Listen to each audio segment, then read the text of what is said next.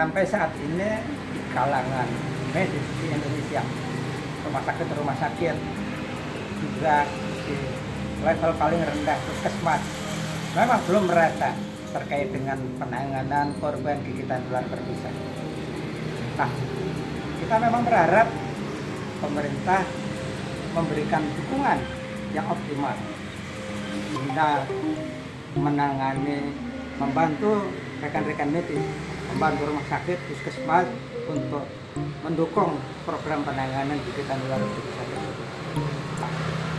Dr. Ardinal, apa harapan Anda kepada pemerintah untuk bisa mendukung agar lebih optimal dalam hal penanganan gigitan ular berbisa di Indonesia, Dok? Iya, mungkin Indonesia memang banyak jenis ular yang berbisa dan tidak berbisa. Nah, untuk yang berbisa ini mungkin kita perlu memfokuskan pada tindakan pertamanya. Jadi apa yang harus kita lakukan pada pasien yang digigit ular. Nah, itu tindakan pertama biasa dilakukan di puskesmas atau tingkat keluarga, RT RW kelurahan. Justru di sini kita perlu mengedukasi masyarakat bagaimana masyarakat tahu tindakan apa yang harus segera dilakukan oleh mereka. Mungkin kalau udah di rumah sakit itu udah level lanjutan, jadi bisa diberikan anti bisa ular. Kalau untuk anti bisa ular sendiri, alhamdulillah untuk Kota Depok itu cukup ya untuk saat sekarang. Mudah-mudahan tidak ada outcome yang terjadian KLB. Kalau KLB juga mungkin kita perlu antisipasi, mudah-mudahan nggak ada terjadi lagi. Jadi untuk tingkat pertama mungkin penyuluhan, untuk di rumah sakit mungkin kita perlu keberlangsungan tersedianya antivenom. Alternatif itu sejarah itu yang coba kita untuk imbangi lah. Kalau misalnya kita nggak mencoba melawan, karena mungkin mereka juga adalah bagian teman kita gitu ya, Dok ya. Kita kan ibaratnya mengingatkan dengan hikmah, ibaratnya kan kayak gitu ya, Dok ya. Jadi kita orientasi adalah medis. Kalau bahasa yang disampaikan oleh dokter juga teman-teman dari mistis ke medis. Kalau penanganannya tetap tepat kan, nggak terlampau berbahaya, nggak sampai sistemik, biayanya juga bisa turun ya, Dok. Memang selama ini komunitas itu yang ada di Indonesia coba kita ajak barenglah, Dok. Kita edukasi juga bahwa penanganan yang benar itu seperti ini. Langsung saja ke puskesmas, ke rumah sakit, jangan ngedukun gitu Mas.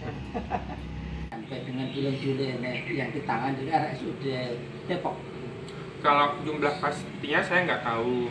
Cuman dulu pas banyak tuh pas sebelum COVID ya, sebelum Corona itu bulan 1, bulan 2 itu kan memang banyak banget terjadi di Depok ya. Jadi semua penanganan dari puskesmas atau lainnya juga rujukan ke RSUD Depok.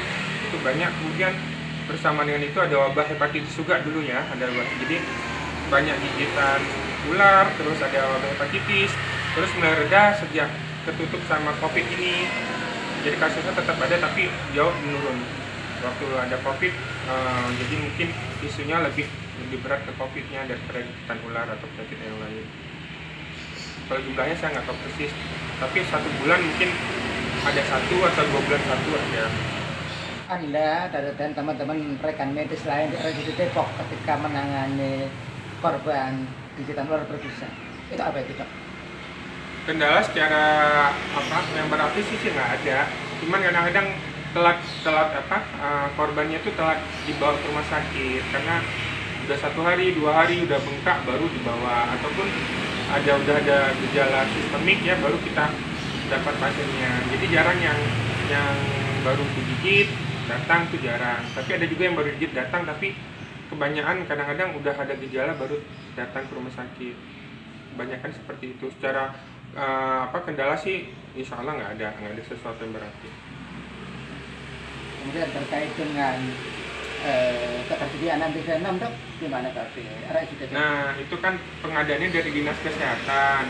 Dari Dinas Kesehatan juga ada di dropnya, mungkin ada di beberapa rumah sakit. Jadi kebijakan Dinas Kesehatan terutama di RSUD Depok. Jadi sama juga kayak anti rabies ya, anti bisa ular. Itu alhamdulillah masih banyak. Mudah-mudahan ada terus. Cuman suatu saat takutnya kalau memang kejadian banyak gitu, dulu sempat bingung juga kan nyarinya pusatnya di mana, sempat kosong juga pernah gitu. Jadi Kalau untuk pengadaan biasa di Dinkes itu insya Allah mudah-mudahan tutup. Kalau kasusnya nggak terjadi breakout itu jadi kayak COVID ini kan kita bingung juga untuk mengadain apa sabunnya itu penamnya anti penam. Karena dari pemerintah juga untuk pengadaan dan mereka bisa juga mereka juga tahun 2 ikatan. Kalau itu aja alhamdulillah namanya ada terus sih, cuma takutnya kalau terjadi lonjakan yang banyak, nah itu kita kan nggak bisa prediksi ya. Tiba-tiba ada yang kayak kasus dulu tuh yang bulan-bulan 2 tuh kan hampir tiap minggu ada aja kasus kan. Diikat sama apa kayak gitu sampai biru ininya. Berarti masih banyak yang Masih salah banyak, ya pesannya. kebanyakan sekali yang diikat, yang di apalah di ya diikatnya sampai Mungkin ujung-ujungnya biru. kayak metode klasik mereka. Iya, jadi apa gini, iya biar darahnya nggak naik kata aku, yaudah kita buka aja langsung. Paling banyak itu diikat nantinya. Ada juga yang apa, yang disedot atau disap. Yang kedua tuh disedot atau disap. Tapi paling banyak itu diikat. Kesadaran masyarakat masih kurang ya. Bukan kesadaran, informasi. Informasinya. Ada informasinya seperti. Kadang udah kita jelasin tapi apa di RT-nya lagi lain lagi kasus seperti itu juga. Gitu. Jadi informasinya belum. Iya, sama kayak luka bakar itu kena bensin ataupun kena api, langsung dikasih macam-macam kan, sampai pernah juga dikasih kecap segala macam, itu karena edukasinya juga belum sampai, atau udah kebiasaan itu yang terus-terusan dikerjakan, jadi digigit ular, kasus kebakaran, kena api atau kena minyak panas atau itu sama aja, udah dikasih penjelasan juga nanti dapat korban lain itu lagi gitu. Kan ada kebiasaan Penggunaannya jadi ke klinik lagi atau ke alternatif itu kita tuh sering dapatnya laporan begitu, meskipun laporannya masuk ke kita rekomendasiin ke medis tapi mereka menolak. khawatir karena nggak bisa bayar biayanya kayak gitu. Kalau seandainya rumah sakit tempat dokter bekerja gimana nih, apa sebaiknya ini masyarakat tetap ke rumah sakit atau ini? Selama ini kan setahu saya BPJS nggak bisa mengcover. Kemarin pakai BPJS Pasien terakhir BPJS.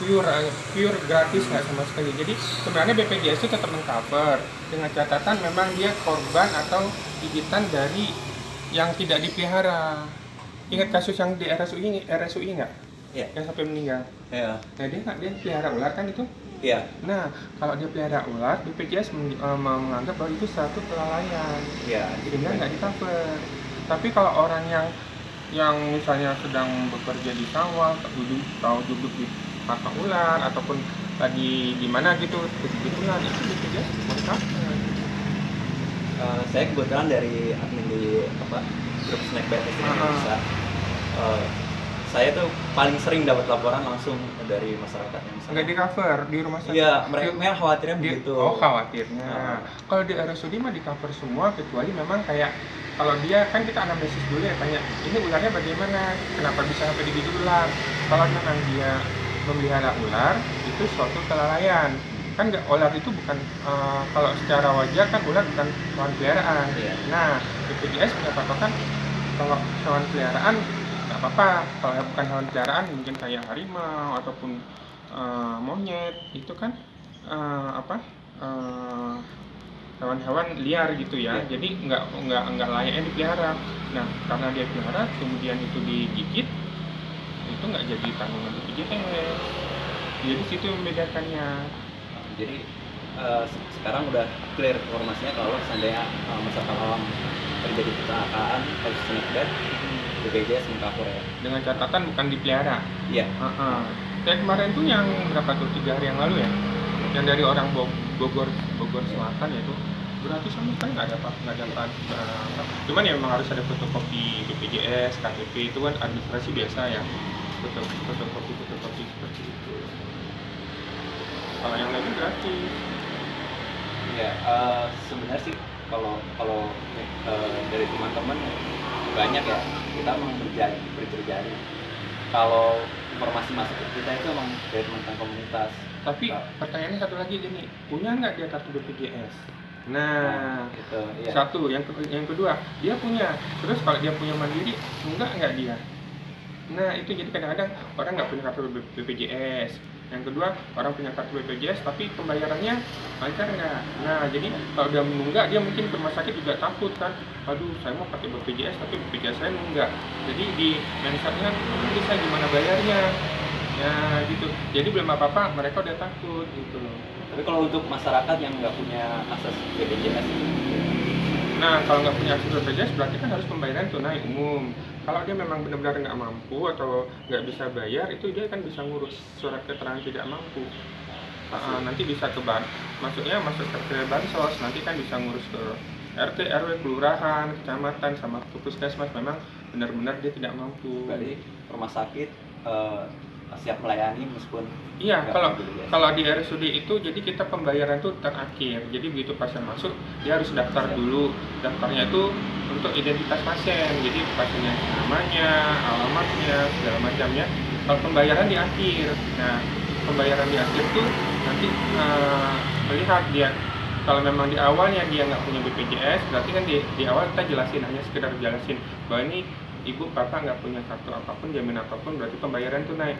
Kalau penerapan terapi sama aja, mau dia pakai umum, mau dia pakai BPJS, mau dia pakai apapun, terapinya standarnya tetap sama. Cuma di awal kita jelasin karena bapak nggak punya, nanti bapak pembayarannya sekian, untuk obat sekian gitu. Itu kisarannya. Tapi tetap tidak akan ditagih di depan. Nah kalau memang nanti dia bilang saya nggak mampu, ya silakan ngurus gitu. Itu tetap gitu. Jadi kita akhirnya dapat informasi yang jelas juga. Iya, silakan ke RSUD. Ya, ada entitas masyarakat yang terdiri dari beragam latar belakang, termasuk dari kalangan medis, ada komunitas-komunitas konservasi dan pemerhati, juga saintis yang bergerak di bidang herpetolog ya, atau tentang dunia reptil. Nah, di antara mereka ada yang aktif juga di Snake Pet Accident Indonesia sebagai ikhtiar bersama untuk mencoba membantu mengatasi persoalan gigitan ular berbisa di Indonesia. Salah satu sosok yang mungkin bisa kita katakan sangat berperan besar dalam inisiasi untuk wilayah Dr. Mahariani. Beliau yang sudah bergabung di Indonesia untuk berusaha mengedukasi publik, mengedukasi kalangan medis untuk melakukan semacam penyadaran bersama. Terus juga selalu dilakukan konsultasi baik dari kalangan lebih luas, komunitas, masyarakat umum, juga kalangan medis terkait bagaimana penanganan yang benar tentang ular berbisa. Nah, menurut Anda manfaat apa yang dapat Dokter Artina rasakan terkait dengan efisiensi Indonesia? Ya.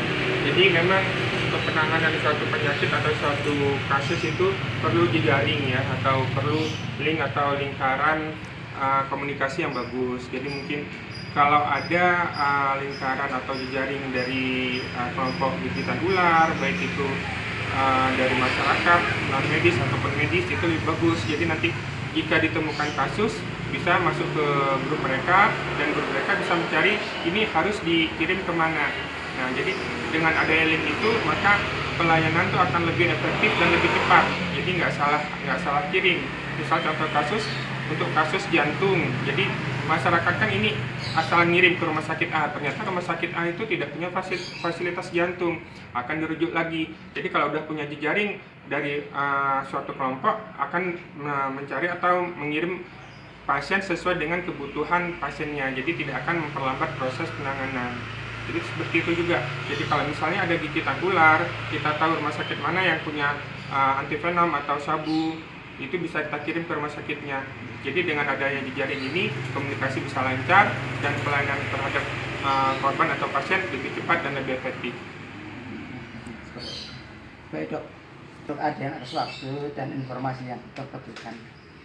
Sekali lagi, tanpa kerjasama sinergis yang optimal antara kalangan pemerintah, antara pihak pemerintah, kalangan medis, dan kita semua sebagai entitas yang memiliki berkaitan dengan dunia reptil maupun aktif di komunitas yang mau tidak mau kita bersentuhan dengan ular, kalangan ilmuwan, dan banyak lagi. termasuk masyarakat awam. Kasus-kasus di luar berbisa tetap akan susah ditangani. Dengan demikian memang butuh kerjasama yang optimal, komunikasi, dan juga kerendahan hati dan kejujuran kita untuk menginformasikan ketika kita sedang mengalami atau sedang mendapatkan kasus-kasus di luar berbisa kepada kalangan. Demikian dari saya.